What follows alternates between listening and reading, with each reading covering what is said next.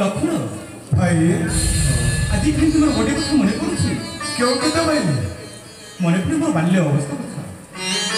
मुझे दुर्विश्वामित्र सहित से अरण्य मध्य भ्रमण करी से मत कहते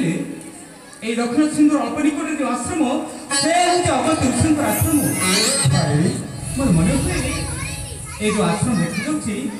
ये निश्चय अगस्त ऋषि आश्रम तबे चलतु भाई आमे अगस्त ऋषि का आश्रम को जीवा श्री राम का मने मने अगस्ती पड़िले श्री राम का मने मने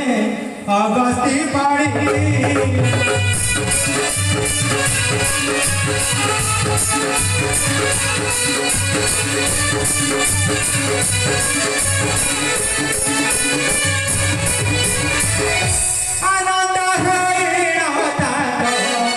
आनंद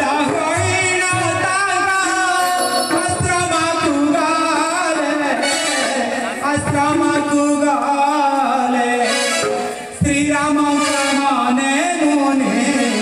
अगस्ती पड़िले श्री राम माने मुने अगस्ती पड़िले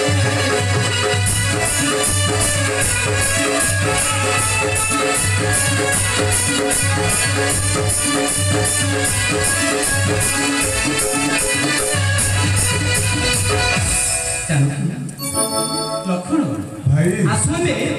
से ऋषि प्रणाम करी तापर आमे अरण्य मध्य आमे करिबा भ्रमण